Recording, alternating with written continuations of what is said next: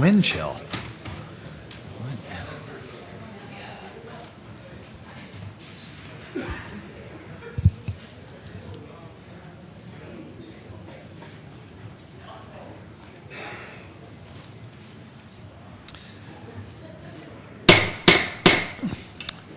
A hearty good evening to everyone. This is the Sioux Falls City Council meeting. Today's date is Monday, March 21st, 2011. To start the meeting, I'd like to start with a roll call, please. Councilors Aguilar? Here. Anderson? Here. Brown? Here. Intiman? Here. Erpenbach? Here. Jameson? Here. Rolfing? Here. Thank you, councilors. Everyone here is here, and that's wonderful.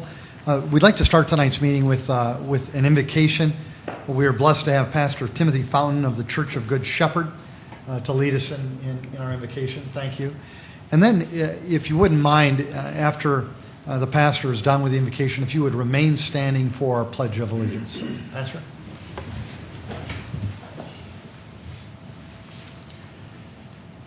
Gracious God, you are the great mystery above all things, but we ask you to be present in the daily things of our city's life. We ask you to be present with the council as they consider commercial applications and licenses and zoning and all those daily things that your people depend upon for their work. On earth, we remember the example of Jesus, who grew up in a working home, who called the commercial fishermen as his first followers, and who, when he left his home country, went first to a woman in the daily chore of hauling water from the well. So we pray to you tonight for the commerce, the industry, the work of your people. Be present with your people where they work. Make those who carry on the industries and commerce of our city responsive to your will. Give us all a pride in what we do and a just return for our labor. And in the words of the 90th Psalm, may the graciousness of the Lord our God be upon us, prosper the work of our hands, prosper our handiwork. Amen. Amen. I pledge allegiance to the flag of the United States of America and to the republic for which it stands, one nation, under God, indivisible, with liberty and justice for all.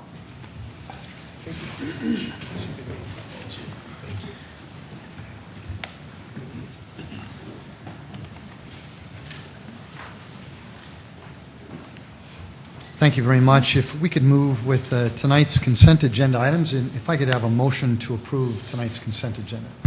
So move, Anderson. Second, Brown. Councilor Anderson Jr. has made a motion to approve tonight's consent agenda. It was seconded by Councilor Brown. Is there any discussion on that? Hearing none, a roll call vote, please. Councilors Anderson? Yes. Brown? Yes. Intiman? Yes. Erpenbach? Yes. Jameson? Yes. Rolfing? Yes. Aguilar? Yes. That has passed 7-0. Thank you, City Council. Again, good evening and welcome. We've got a nice crowd here tonight, and we certainly appreciate you all being here. This is an opportunity for you to address the City Council. Please. Oh my gosh. I'm so sorry. I'm moving too fast. I wanted to hear you folks so much. Folks, if we could have a motion to approve tonight's regular agenda before we have the public input, I'd appreciate it. My apologies. Second, Aguilar. Councilor Erpenbach has made a motion to approve tonight's regular agenda. It was seconded by Councilor Aguilar. Is there any discussion? Thanks for your patience, City Council, with me. I appreciate it. If we could have a roll call vote, please. Councilors Anderson? Yes. Brown? Yes. Intiman? Yes. Erpenbach? Yes. Jameson? Yes. Rolfing? Yes. Aguilar? Yes. Thank you. That is passed 7-0. Now, there is an opportunity for anyone from the public to speak to the City Council. We'd ask you to just state your name, please. If you can keep your comments to around 5 minutes, I know that we would appreciate it. Again, welcome. Mayor, City Council, Steve Hildebrand with Local Downtown. Wanted to ask for consideration tonight that as we continue to have this discussion and debate about the event center. No one wanted to listen to me anyway. Actually, we do. That we reflect a little bit on what direction Councilor Erpenbach took at the closing of the informational meeting earlier today, which was a discussion about economics in this city right now and in this state. We're in a precarious position, as many municipalities are and many states are, and certainly our federal government is, in that making public investments is important at a time when the economy still isn't where it should be or where it needs to be. And we should look at this, and Mayor, I appreciate more than you know the fact that the city is conducting an economic impact study comparing the two sites. But in addition to that, I think it's really important that our city government, led by you, Mayor Huther, take a hard look at how we take a $100 million public investment to spur development, to spur private development in this community in a way that we haven't seen probably since the Empire Mall was built. This is an opportunity for us to spur economic development. To me, this isn't about going to basketball games and concerts. This is a $100 million public investment that should be made really only if we're spurring significant private investment along with it. It should be about whether or not more people are going to come to Sioux Falls and spend their sales tax money here so that our city collects more sales tax so that we don't have to raise the sales tax. This should be about generating more property tax revenue sooner than we might if we didn't do this investment so that we don't have to raise property taxes. I believe, and our group firmly believes, that we shouldn't build this unless it is a revenue generator. A revenue generator. A $100 million private investment should be, our public investment should be done at a time when the economy is stagnant or not quite where it needs to be, only if we're spurring significant private development or looking to collect more sales tax revenue. Those should be two major pieces of how we determine whether we should build this and then where we should build it. But we're caught in a fight about location and how many seats we should have and how expensive this building should be and where parking should be done. But we don't have a plan that goes along with it that says, here's all the private investment that could be conducted along with it. And that's the vision I think we really need. Is there room for private investment at the arena? If not, that's a strike against it. Is there room for private investment downtown? If there isn't, that's a strike against it. But the bottom line is, at a time when the economy is a little bit tough, we should be taking a hard look at the economics of what this investment could do for the city, not just how much it costs and how we're going to pay for it, but what it's going to do to bring in new property tax revenue and new sales tax revenue. And I hope that we will take a hard look at that before we ever go to the taxpayers to ask them to vote on this. Because I think if we take it to the taxpayers without the benefit of that information, we're not going to be successful. And I want it to be successful. I want this to be a revenue generator, and I believe it can if it's done right. So thank you. Thank you, Steve.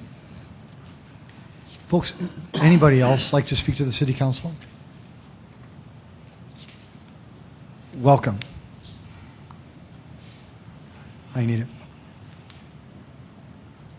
Thank you, Mayor, Council. My questions Anita, today... would you mind just stating your full name? I'm Please, sorry. I apologize. Anita Wetch. Thank you.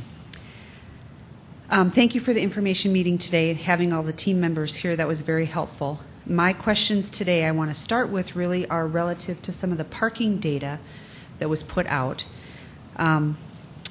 In my review of that information, I am not finding that there's any parking needs identified for really any of the other venues that are out in that location. And I'm going to give you a couple pieces of information, and I want you to tell me if I'm misunderstanding this, but Howard Wood in 2010 received about 105,000 visitors. The Pheasants received 96,000 visitors for their events. The Convention Center received 100,000 visitors for their events. And if one were to assume that we might ever have an event going on and an existing venue that has to take place in the arena, those venues are averaging 3,000 people. I know that we've all experienced that just recently with the Summit League, and I'm not seeing that the parking information reflects those other venues and the challenges that we may have as we try to co-locate all those things into that. So I don't know if there's anybody that can answer that question for me, but that's how I'm reading that report, and I'm not seeing that we're really taking into consideration all the parking requirements beyond the 12,000 seats in that arena. Does anybody want to take that one? Anita, this is your opportunity Okay. to address the council with any comments that you have. Thank So you for that please, clarification. just continue, Yep. and we'll certainly take all the information that we receive and try to address it as best we can. So I would ask you all to ask that question, because I think when you start adding those numbers on top of just what it's going to take to park 12,000 people that might come to an event, we might find that there's very understated parking needs in that area, or that it's being misstated, and I think we need to look at that. One of the other questions that I have is that as parking is identified potentially for locations that would be across West or across Russell Avenue, will you identify the cost for those pedestrian walkways within this analysis? Because if I remember from earlier identification, those were going to be about $8 million apiece. So again, I just want to make sure that we're holistically approaching those numbers relative to what it really is going to take to accommodate parking out at that arena. Personally, I have a real challenge anytime I listen to discussions that talk about paving over green space, and certainly I hope that neighborhood brings forward and has some comments on that. But when we talk about paving over green space, opposed to cleaning up contaminated brown rail yards and brown locations downtown, that's a hard thing for me to understand. And I do think that that's an evaluation that needs to be brought forth. It's not very data or quantitative, but it's true. It's really what's going to happen out there with what's clearly identified as the only real good parking solution for the arena. We're going to take out a park and we're going to pave it. And I just think we have the opportunity to do something so much different downtown. The other thing that I don't understand is that in the analysis for the event center downtown, by the counts that I saw, we are not able to count anything that's in that sort of potential category. So the railroads aren't necessarily gone, so we can't count potentially that 800 to 1,200 spots there, or something else or someone else that may come forward for an idea or identified parking lot situation, which I truly believe with time that the downtown community will bring forth that conversation. But in the analysis for the downtown, we're not allowed to talk about those parking potentials. But yet my understanding of the process is that to remove McCart Fields, that's going to take a public vote. But yet you're counting parking. You're counting that in this, even though it is potential. I believe that there's a process, and again, please tell me if I'm wrong. It is really yours to uncover what is it really going to take to make that happen. And if it's going to take a process more than this group can do, then my opinion would be that that weighs in the potential as well and should be removed from that parking discussion as well, so that it's fair and equal in its analysis. I do want you to know that we have contracted an independent parking study through Walker and Associates, and I'm not here to talk about it tonight, but we will be bringing it forth so that we can bring forth data and information from that perspective, from an independent consultant perspective as well. So I just wanted to tell you that. Again, sometimes when I'm looking at things, the only way that I can do it is kind of make a T-bar and put things on either side. I look at downtown, the opportunity for parking downtown. You could get parking that's double utilization. It could be used during the daytime for businesses. It could be used at night for events. It could be a revenue stream, potentially, in the conversation. It will never be that out at the arena. We also talk a lot about moving people around, and I think what I heard today is that there's 5 blocks walk no matter where you do it, downtown or arena. But downtown, we have things that are already being paid for, like a trolley system that could be used to facilitate and move people around in a very, very productive and attractive and economically stimulating way, and actually that would serve people better because they might not have to walk those 5 blocks if we do it as a coordinated tourism and economic development conversation. I do believe that we can solve some of those issues, for lack of a better word, that people think about relative to a downtown site with vision and how it would integrate along with some things that are already in place. And the trolley system, to me, is a really good example of that. When I hear about the arena and parking, and even specifically to the convention center now, I hear discussion about adding an additional line item into the budget to possibly hire a car to take people from the convention center to downtown, because the convention center is so unattractive to our visitors. So we want to add a line item to the budget to move those people around. The trolley system exists. It's a great system, and I think it just could be incorporated and integrated. And it would be for comfort and for economic impact, would seem to be natural, plays into the River Greenway and all the things that we're trying to do for the vision of Sioux Falls. Michelle, I thought you did a great job in talking a little bit about what we're facing right now in terms of the current political environment, not political, economic more so, the realities that we're facing with the budget cuts, how that's going to impact education, how that's going to impact nonprofit and seniors and jobs, and we're all going to have to tighten it up.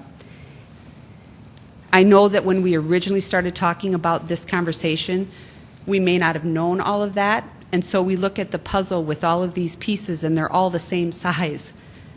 But in this current economic environment, I would urge you again to consider that if we truly are wanting to make this a stimulus event and something that will help the taxpayers of the city, that economic development should be the primary, some might argue the only factor that we would use in making this evaluation. Thank you. Thank you. Folks, is there anybody else? Please.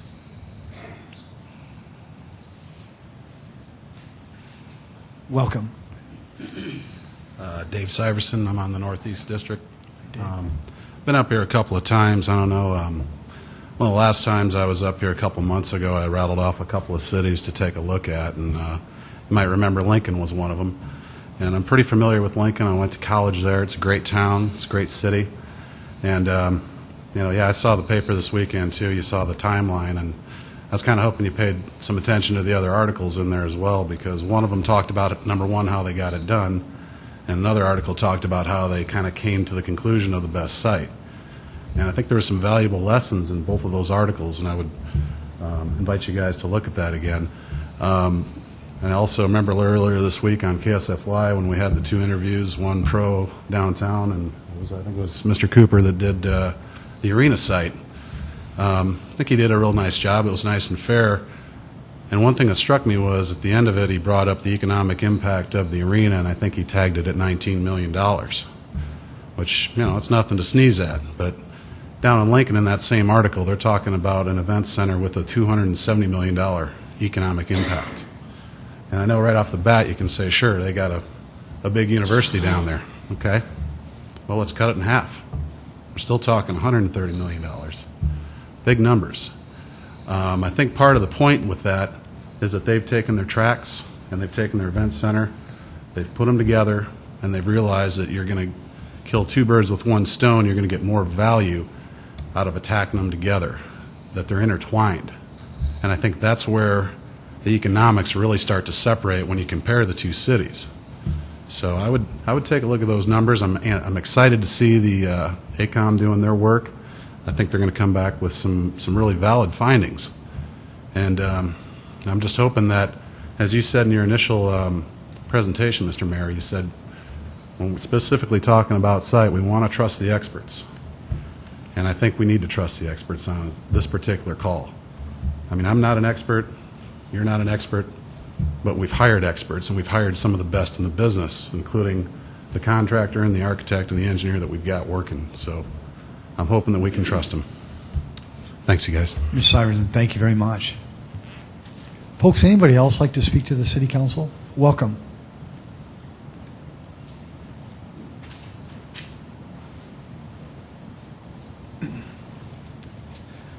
Carter Christensen. When I was watching the 4 p.m. meeting, I noticed a few things. An individual from one of the groups that we've hired said that we weren't considering the Minnesota Avenue location between 6th and 8th Street, between Dakota and Minnesota. And part of the reason was because of the park. and that we couldn't build there because it'd be taking out park space. And then, I mean, I also saw that, you know, the main place for additional surface parking at the arena location would be McCart Fields.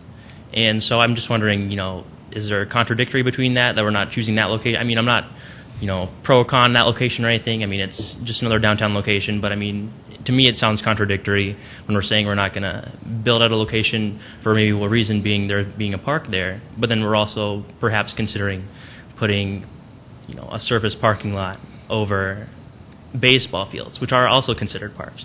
That also takes away, you know, more baseball fields that we'd have to add, because baseball is a growing sport industry for recreational players and young players that use that. That's why we've built Harmondon Fields, etc.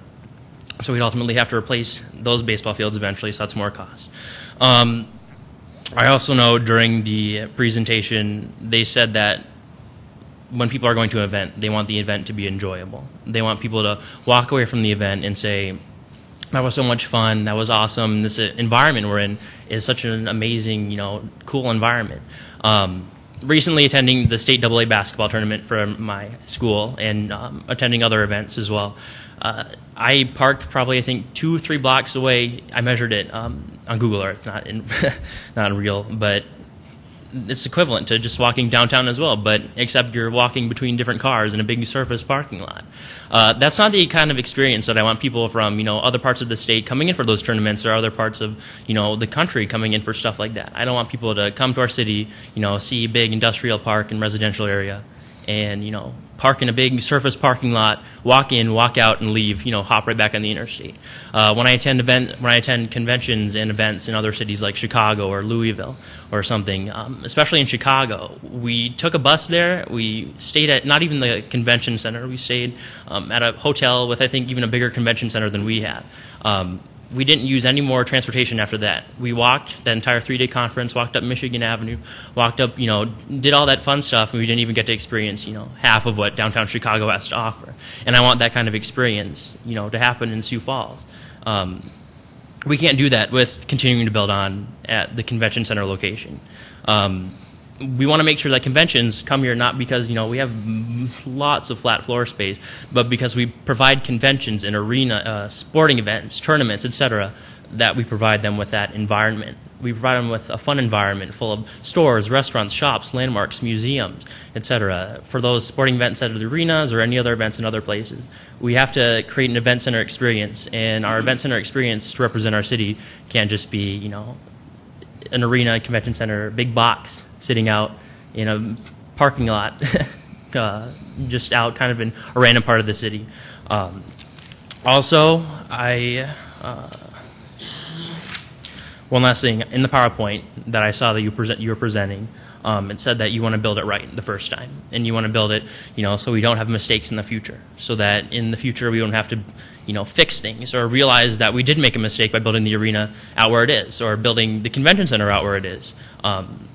We, in this process, by wanting to build a new event center, we can't make that same mistake. We have to make sure that everything's built right, built correctly, built at the right place, so that we don't have mistakes in the future that future generations will have to have. And I do hope that we come through with that goal.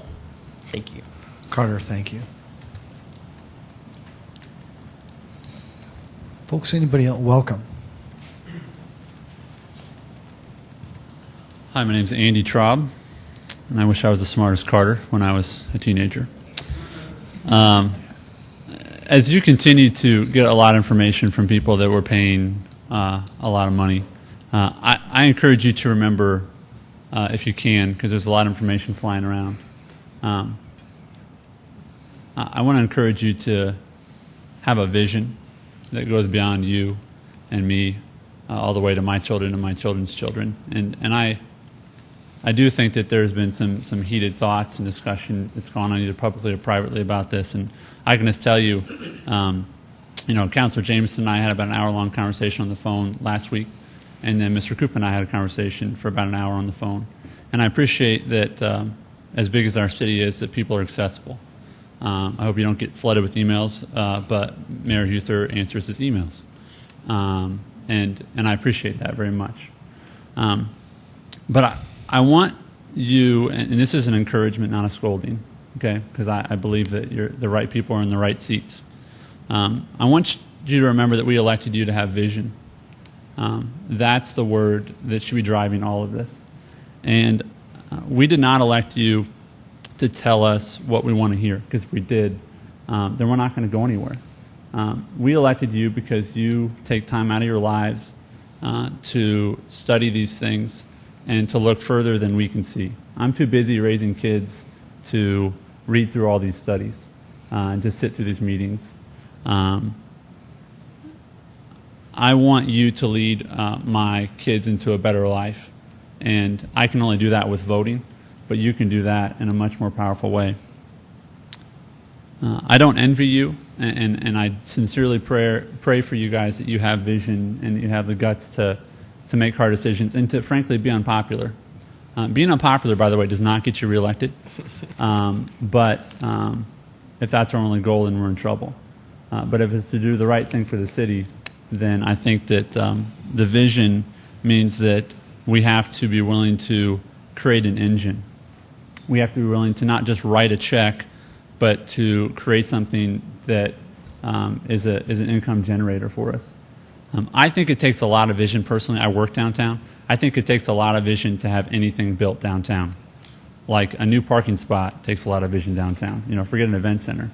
And I don't think it takes that much vision to look at a parking lot and say, let's put a building there. Or look at a park and say, let's make that a parking lot.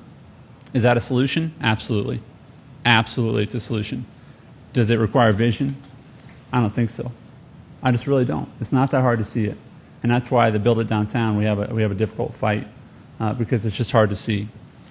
I think some people maybe laughed or scoffed inside when Carter mentioned Chicago. We're not Chicago.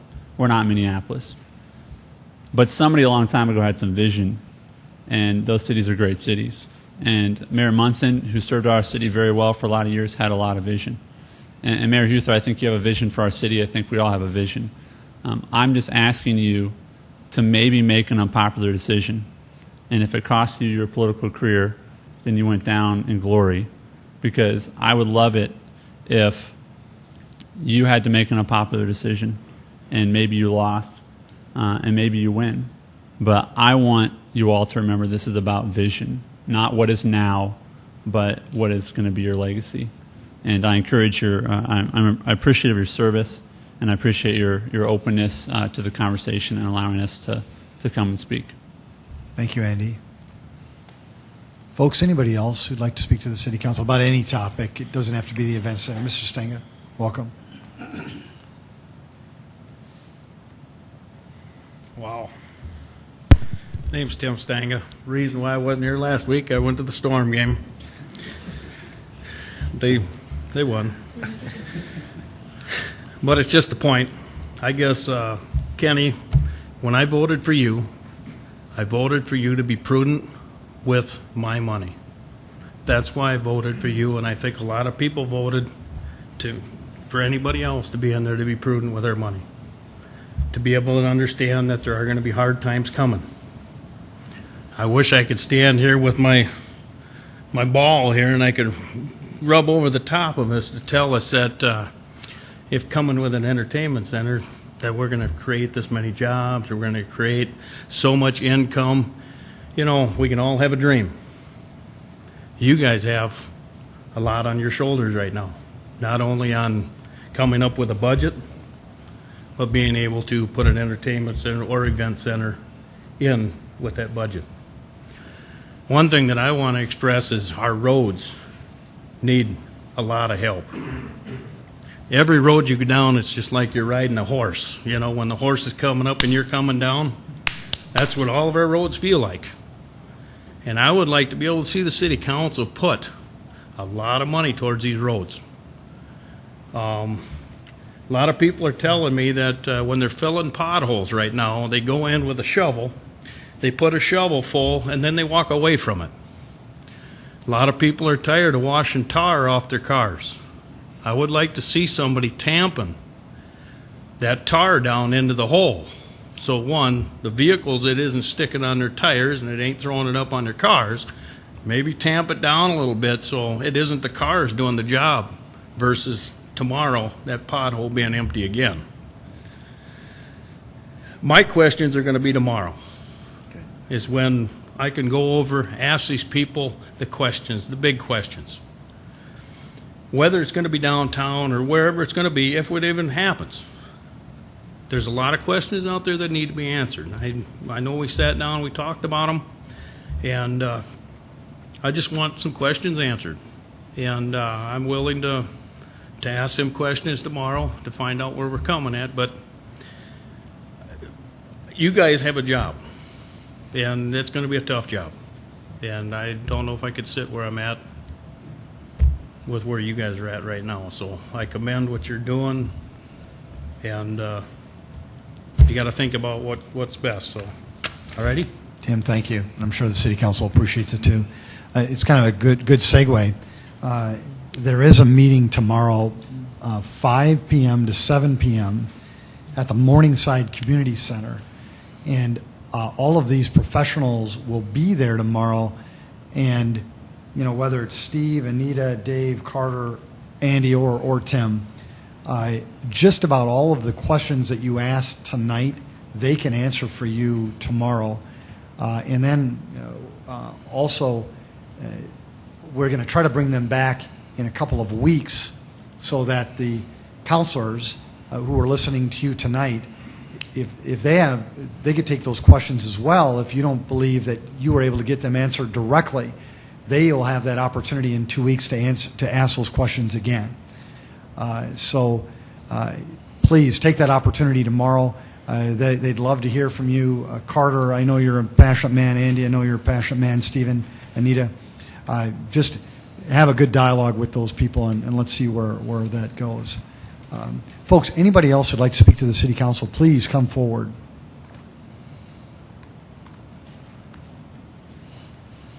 And David, sorry, I forgot you too. That was Dave Syverson. David, sorry. Well, thank you all very much. It's an important topic for our city, and I certainly commend the Build It Downtown group for their passion and their diligence. I know you're doing it because your heart's in the right place, and for that we certainly appreciate it. We'll go on with the rest of the meeting tonight, and we'll start with item number 1. New 2010-11 retail malt beverage license for Luciano's North LTD, Luciano's North, to be operated at 431 North Phillips Avenue, pending final inspections per fire and building. Number 2, new 2011 retail wine license for Luciano's North LTD, Luciano's North, to be operated at 431 North Phillips Avenue, pending final inspections for fire, health, and building services.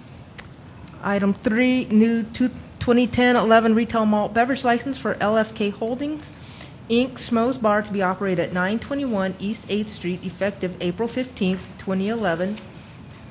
Item 4, new 2011 retail wine license for LFK Holdings, Inc., Schmoes Bar, to be operated at 921 East 8th Street, effective April 15th, 2011. Item 5, transfer of a 2010-11 retail malt beverage license from Interstate Gaming Incorporated, Aces Casino, 1316 South Cliff Avenue, to Honesty Counts, LLC, Aces Casino, to be operated at 1316 South Cliff Avenue, including video lottery. Item 6, special one-day liquor license request for Washington Pavilion Management, Inc., Washington Pavilion of Arts and Science, 301 South Main Avenue, for various special events. For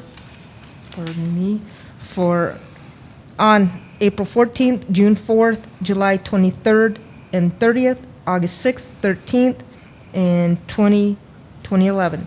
Item 7, special one-day malt beverage license for Avera McKinnon Hospital and University, to be operated at the Avera McKinnon Fitness Center, 3400 South Southeastern Avenue, for the member fun run to be held on April 1st, 2011. Lori, welcome. Thank you. Lori Hogstead with the City Attorney's Office, here for items 1 through 7. I do have applicants present for items 1 through 5 if you have questions. And I do have an applicant for items 1 and 2, Ray Hoffman, that would like a chance to address the mayor and council. Very good. Mr. Hoffman, if you wouldn't mind coming forward, we'd appreciate it. Sure. Come on up, Ray. Welcome.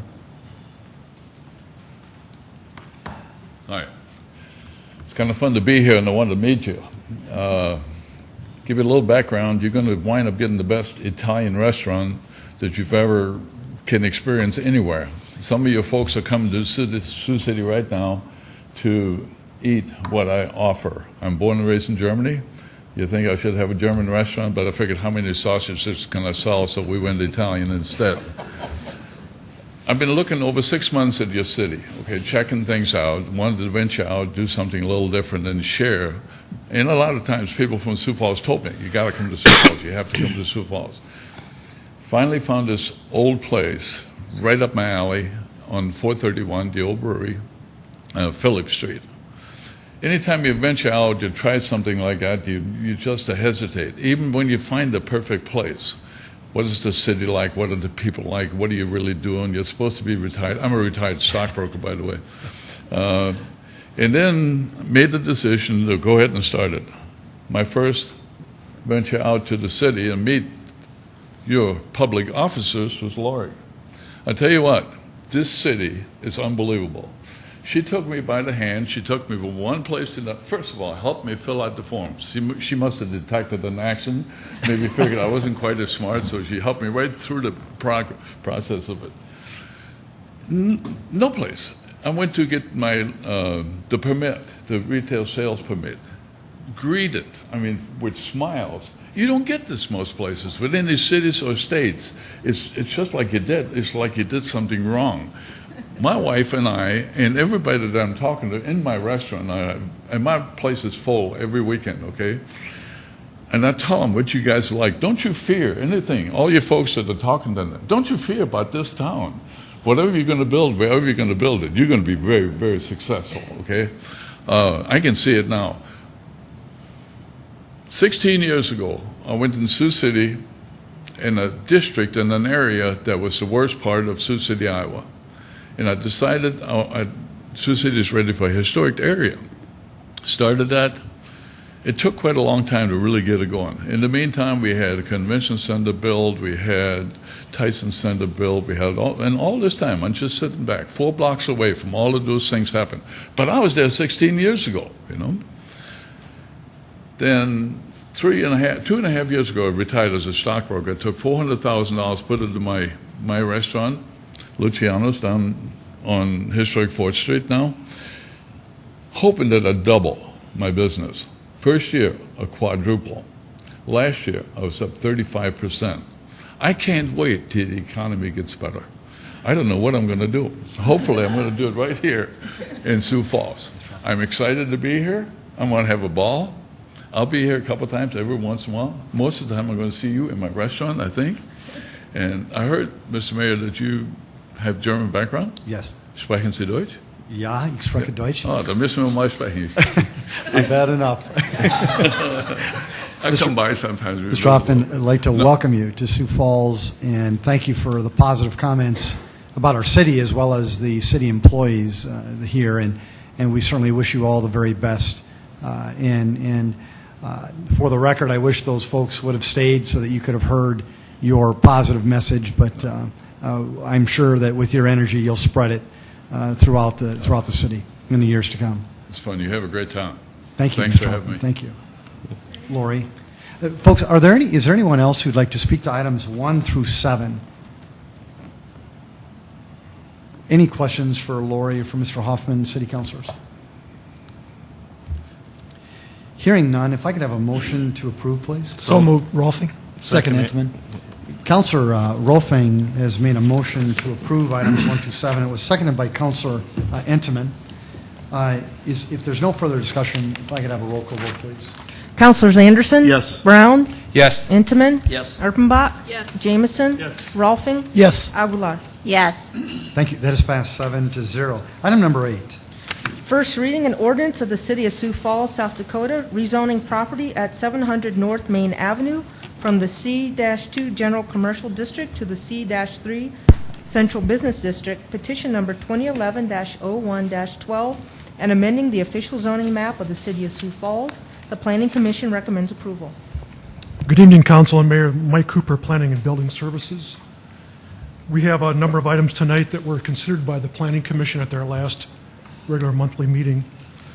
The first item tonight is a consideration to rezone a parcel within the downtown area, which historically has been known as the Crescent Electric Building.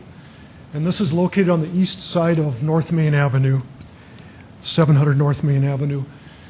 It is within our downtown boundaries, and the current zoning of it goes back historically to when the property was not within our downtown boundaries. We have been notified that there's a church that would like to occupy this building, and the church is not currently allowed in the C2 zoning district. So the request before you is to consider rezoning this to C3, which is our central business district zoning designation. The church people are also looking at parking options as part of this development proposal. Right now, within our zoning ordinance in the downtown area, there would not be requirements for off-street parking because of the age of the building, but the church is actively looking at options so that they can provide their patrons with adequate parking as they need it. So we believe that this is in conformance with the downtown, the central business district zoning, and the recommendation by the Planning Commission is to approve this change. City Council, this is a first reading, but we certainly would like you to ask any questions or make any comments so that we're prepared by the second reading. Any thoughts at all? Councilor Rolfing. Mike, where are they going to park? Well, there's a number of options that they're looking at. Property to the south is currently a parking lot. It's a different property owner. There's city-owned parking to the southwest. There's parking. Okay. There's both public and private parking within walking distance of this building that they're going to be looking at. When I was looking at the other one, it looked like it was completely buildings both ways, and now that I see this site, looks a little different. And if they really want to get active, they could park over in Falls Park and walk, but I don't think that's what they want to do. So. Well, it's within a 5-block walking distance. Yes, okay. I knew that was going to happen when I So,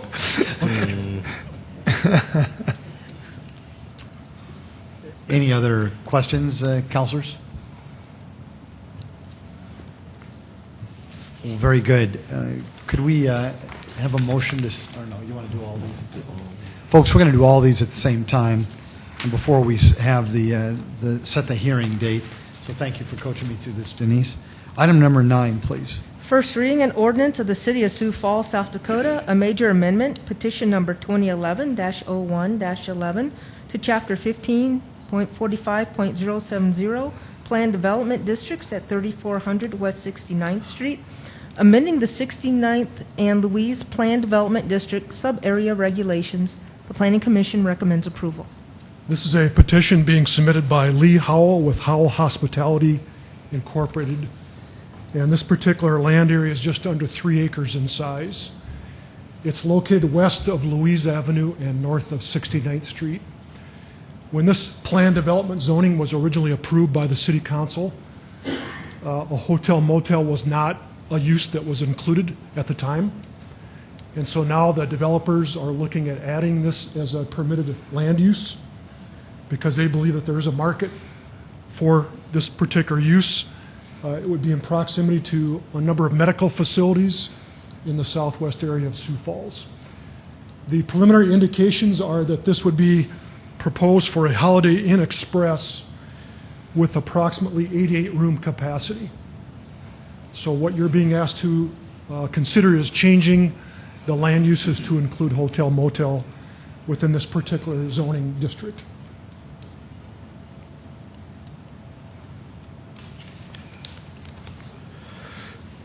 Item number 10. First reading an ordinance of the City of Sioux Falls, South Dakota, correcting clerical errors in certain rezoning ordinances. The Planning Commission recommends approval. This is an annual process that we go through.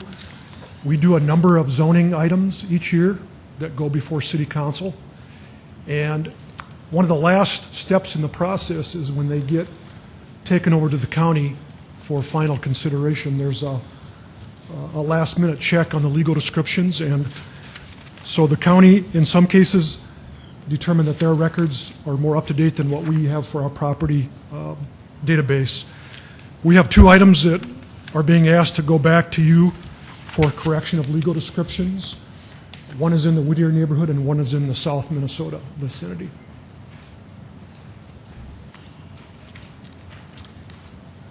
Item number 11. First reading, an ordinance of the City of Sioux Falls, South Dakota, amending the revised ordinances of the city by revising public hearing standards and fees. The Planning Commission recommends approval. This is a proposed change to our city zoning ordinance that would amend the process that we use for public notice of both Planning Commission and City Council meetings. And this goes back to when a number of you first were elected to office and had to deal with a couple of contentious zoning issues. And we were directed by you to take a look at our notification process. It's been a long, interesting task to get to this point of bringing you a recommendation. We put together a group of citizens, developer representatives, planning commissioners. We worked with the land use committee of the city council, and we looked at everything from the size of signs that we use, the location that they would be posted, the time that they would be posted, required meetings, neighborhood meetings, and requirements for written notification. And there was a lot of opinions about each of those items. And again, I believe that what we're bringing you this time as a recommendation is a good compromise between what we're currently doing and what will help address, I think, a better way of notifying people about these land use items. There are two major changes in terms of the actual notification that are being recommended with this ordinance. The first one is that we would expand the public notification process from 7 days to 10 days in terms of the posting of the signage and also the written notification that we'll be talking about here in a second. Right now, we put a notice of hearing in the legal newspaper as well as the signs are posted, and so that will all be expanded to a 10-day period. The second change, which is the most significant recommendation, is that the city planning office will now be responsible for sending out a written notice to all property owners within a 300-foot distance of the action items that are being considered either by the Planning Commission or by the City Council. And again, there was a lot of discussion about that item. Should it be 200 feet? Should it be 1,000 feet? Should it be certified mail, regular mail? And we took a look at what many, many other cities do, because that written notice is very, very common for cities of our size or bigger in terms of a good way of notifying people. So what we ended up with is a recommendation is that the city planning office would take on that responsibility for the written notice. And we believe that that's probably going to be as effective as anything of letting people know about pending items. And again, people could say, well, if I'm gone during a certain period of time, whether it's summer or winter, am I still going to know about it? And so again, there's no perfect solution to whatever we end up doing. There are still going to be some potential for people to miss getting a written notice in the mail. In some cases, our property database might not be completely up to date, but I think again, it's a really good step towards helping provide the public with more awareness of what's going to be coming up within their particular areas. So as part of the recommendation to do the mailing, we also would like, as part of this ordinance, to include a $50 increase in our current application fees, which will help us defray the cost of postage. We haven't increased those fees for some time in general, and we think that's a fair way to balance out what the city would be responsible for versus what an applicant would have to do.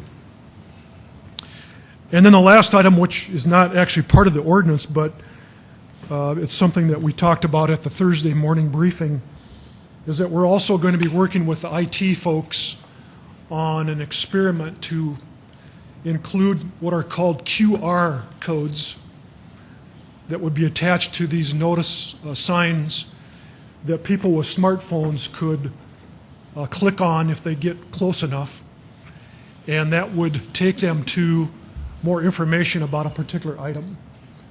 And that's a process that's going on around the country.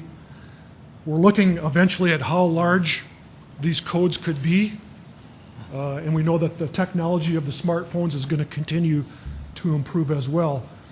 But ultimately, the goal would be that people could click on the code and they could pull up not only the notice but the entire staff report, the same as what goes to the Planning Commission and City Council. So again, we're looking at ways of providing even more information to the public because, as we talked about this afternoon, the public's appetite for information is just going to continue into the future. So that's, I think, an exciting way of again, trying to provide more awareness to the community. So the Planning Commission has made a recommendation to approve these changes. We did receive testimony by representatives of home builders and other development community that they are concerned about these changes, and they'll probably be here to testify about that at the second reading. So that's a quick overview of what the recommendation is before you for the second reading. Yes, Councilor Anderson Jr. Mike, are these notifications posted electronically under the zoning website? Yes, yes. As well as going to the Argus. Councilor Brown. Mike, I love the QR code. Good job. I think you're actually going to see more citizens finding out about projects through that than even the direct mail piece. So nice job. And we are hoping to expand that technology with, we could put them on building permits, we could put them on signs about street projects. There's really unlimited applications. And best of all, they're free. It doesn't cost us anything. Councilor Entman. A couple of questions, Mike. When you refer to 7 to 10, from 7 to 10 days for posting, are you referring to business days or just 7 actual days? Just actual days. Okay. And I think it's great that you're taking it upon yourselves, the department, to do the mailings. I notice a couple of times the questions of meetings still come up, and I notice in a number of cases the planning board actually recommends that they take, if there's something contentious, they say have a public hearing or anything on it. You decided not to make that. I know there was some talk about making a public hearing, kind of an automatic thing about that. You decided not to do that? We did decide not to put it in the actual ordinance because, again, I think we would like to work with applicants because when they do come in, we can tell them that we really encourage you to have a neighborhood meeting. And again, based on our history, if we know what the proposal is going to generate as far as public discussion, we can say you really need to have a public hearing or a neighborhood meeting. And a good example of that was at the last Planning Commission, there was a proposal for the old OT tire facility up on 34th Street North. And we told them that you better have a neighborhood meeting before you go to the Planning Commission. So they did, and it did help address a number of questions. Okay, then one other question. Are you going to give classes on how to use a smartphone to read those things? Because I need those kinds of classes. We'll get together with you on that. Okay, good. Because I'll probably attend the class with you. Yes. Very good, City Council. Thank you so much. We are through items 8, 9, 10, and 11. Would anybody like to make a motion to set a hearing date and second reading for Monday, April 4, 2011 at 7 p.m. for those items? So move, Entman. Second, Aguilar. Councilor Eminence made that motion, and it was seconded by Councilor Aguilar. Is there any further discussion? A roll call vote, please. Councilors Anderson? Yes. Brown? Yes. Entman? Yes. Erpenbach? Yes. Jameson? Yes. Rolfing? Yes. Aguilar? Yes. Thank you. That is passed 7-0. And to the citizens of Sioux Falls and to you in the audience, at the first readings, you don't have the opportunity to speak, but we certainly encourage you to come to that second reading to answer any question or to have any questions answered or to make any of your comments. That is again Monday, April 4th. at 7 p.m. Item number 12. A resolution of the City of Sioux Falls, South Dakota, approving the placement of sculptures on public property for an internationally recognized visual arts program known as Sculpture Walk Sioux Falls 2011. Good evening, Mayor, council members, and viewing audience. My name is Russ Sorensen with the City Planning Office, and with me this evening is Mr. Jim Clark, who's the South Dakota Principal Manager for Xcel Energy, and probably more known as the Executive Director for Sculpture Walk. As a follow-up to your informational briefing last week, Mr. Clark and I are here tonight seeking your support for the resolution addressing the 2011 Sculpture Walk program. Sculpture Walk is now in its 8th year and has grown from 34 sculptures in 2004 to 50 sculptures today. For the 2011 program, there were 140 entries received and juried by the Sculpture Walk Committee. The 2011 program is again an international and a national program whereby 3 countries, Nigeria, Canada, and England, and 17 states are represented. There are 3 artists from South Dakota. There were 50 sculptures and 13 alternates recommended for this year's program to be placed downtown on public rights-of-ways or other publicly owned property. The Sculpture Walk program represents a broad collaboration of individuals and entities, both public and private, including downtown Sioux Falls, the Sioux Falls Arts Council, and the Chamber of Commerce, and the City of Sioux Falls. We have over 100 businesses and individuals that contribute annually to the financial strength of Sculpture Walk. There are over 50 volunteers that help make it a success.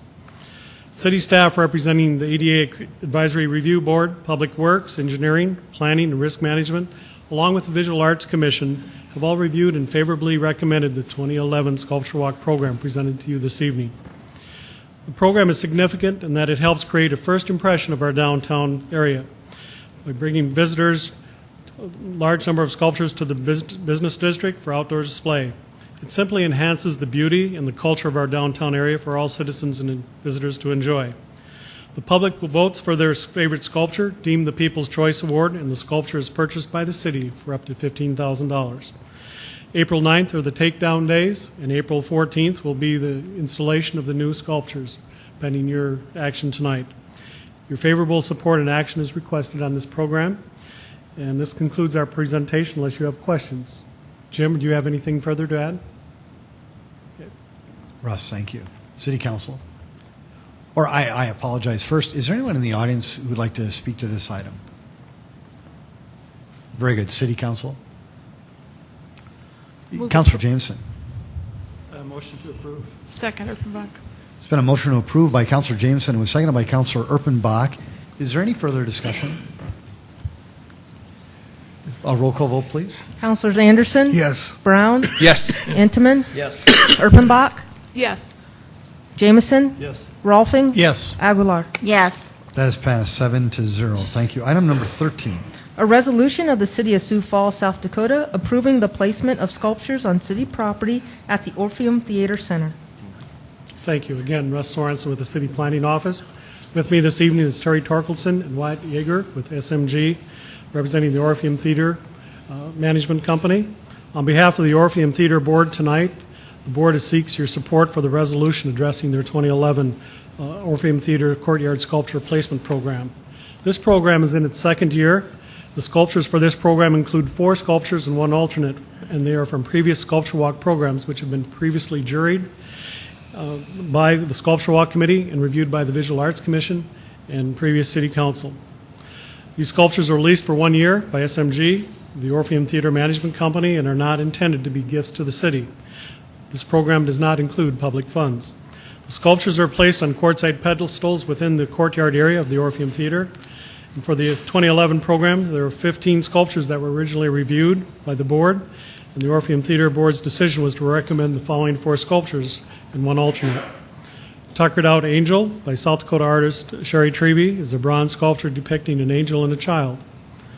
End of Day by Colorado artist D. Clements is a bronze sculpture depicting cranes. Early Snow by Montana artist Sean Love is a mosaic glass tile sculpture depicting colorful flowers under a blanket of snow. And Quarks 6 by Illinois artist Guy Bellevere is an abstract steel rod painted sculpture. The alternate sculpture known as Comedy Tragedy is by Colorado artist D. Clements, which is a bronze sculpture. In addition to the Orpheum Board's recommendation, know that the city staff recommending various city agencies including the Visual Arts Commission, have reviewed these placements and favorably recommend this program to you this evening. And again, it enhances our downtown area and also the facility of the Orpheum Theater. Your favorable support and action is requested at this time. Russ, thank you very much. Is there anyone in the audience who'd like to speak to this item? City Council. Move Yes, to approve. Councilor Aguilar. Move to approve. Second, Brown. Councilor Brown, thank you for that second. There was a motion by Councilor Aguilar, seconded by Councilor Brown, to approve item number 13. Any further questions, comments? Roll call vote, please. Councilors Anderson? Yes. Brown? Yes. Intiman? Yes. Erpenbach? Yes. Jamison? Yes. Rolfing? Yes. Aguilar? Yes. Thank you, City Council. That's passed 7-0. Item 14. A resolution advising and giving consent to the appointment of members to certain citizen boards. Thank you. I think it was Councilor Brown a while back had recommended that we announce these publicly to the people of Sioux Falls. Would you be willing to do that, Denise? Yes, sir.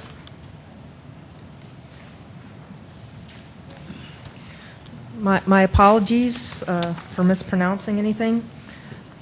Samuel Gaete, Board of Health, appointed for a term April 2011 to April 2014. Nicholas Shershin, Planning Commission, appointed for a term from April 2011 to May 2014 to fill the unexpired term of Mike Roth. Terry Ellis Schmidt, Sioux Falls Convention and Visitors Bureau, Business Improvements District, the BID, appointed for a term from April 2011 to April 2014. Jim Intiman, Sioux Falls Convention and Visitors Bureau, Business Improvement District, the BID, appointed for a term from 2011 to April 2011 to April 2014. Julie Briggs, Disability Awareness Commission, appointed for a term from April 2011 to May 2011 to fill the unexpired terms of Ted Ornis. Dr. Charles P. O'Brien, Washington Pavilion Management, Inc., Board of Directors, reappointed for a term from April 2011 to April 2014. Denise, thank you very much. City Council, or first of all, anyone in the public who'd like to talk to that? Very good. City Council? Move approval, Rolfing. Councilor Rolfing, thank you for the motion to approve. It was seconded by Councilor Erpenbach. Any further discussion? Very good. Vote, please. Councilors Anderson? Yes. Brown? Yes. Intiman? Yes. Erpenbach? Yes. Jamison? Yes. Rolfing? Yes. Aguilar? Yes. Thank you, City Council. That's passed 7-0. Item number 15. A resolution establishing policies, requirements, and procedures for the purchase, acquisition, sale, or transfer of any solid waste byproducts, recyclable materials, and scrap materials. Good evening, Mayor and City Council. Mark Cotter with the Office of Public Works. This is an opportunity to talk trash tonight. I have Dave McElroy, our landfill superintendent, with us. But this is really predicated out of two steps. In recent legislation, the state legislators recognize that the byproducts of a landfill have really very few limited buyers. And so they classified landfill byproducts and solid waste byproducts as items that don't necessarily fit in accordance with public bid laws, and so they've allowed more of a negotiated approach. Much of which we did with the landfill gas ordinance, landfill gas contract a few years ago. And then just recently in November of 2010, internal audit conducted an operational audit of the landfill. The one outcome was to pass this ordinance, or this resolution, I apologize. And so that's what this action is tonight, which just essentially allows the city as a governing body to formally recognize this recent legislation and to have good policies and procedures as you generate these byproducts to get the best possible value for them. And I or David can answer your questions. Is there anyone in the audience who'd like to speak to this? Very good. City Council, questions, comments? Councilor Entman?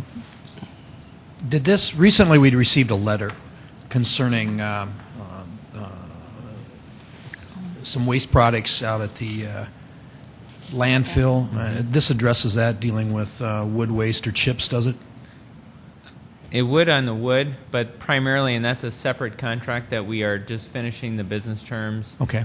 with Poet, and we would be we'd be prepared to bring that in front of you in the coming weeks. Okay. But this is a separate issue. This really predicated out of the state legislation, and then next was the internal audit. That contract would not necessarily be a byproduct of the landfill because it'd be a grinding contract, and we'll bring you those details, and we'll also bring members of Poet with us when we bring that forward for you. Okay. Very good, City Council. Thank you. Would anybody like to make a motion to approve this resolution? So move Anderson. Second, Rolfing. Councilor Anderson Jr. has made a motion to approve item number 15. It was seconded by Councilor Rolfing. Any further discussion? Roll call vote, please.